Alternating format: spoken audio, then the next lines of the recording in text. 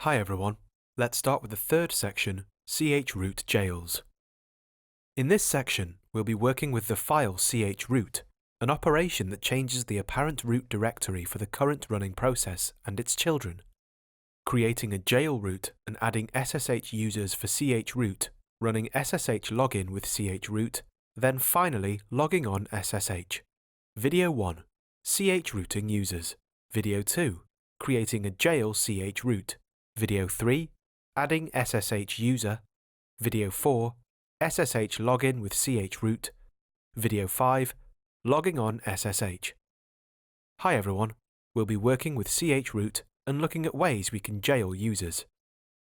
Let's take a look at the slide. Chroot works with the Linux roots.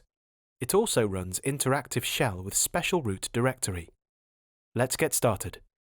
Running the LDD will display the additional library files we want to make use of for our video here on chrooting.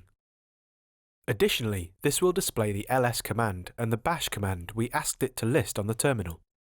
Let's create a directory for our working and testing using mkdir-p/home/working. Now let's run ls-l/dev/opening brace null, 0, stdin, stdout, stderr, random, tty, close brace. This will display each proc file useful for our chroot. This will list each from null, 0, stdin, stdout, stderr, random, and tty. That's all for this video.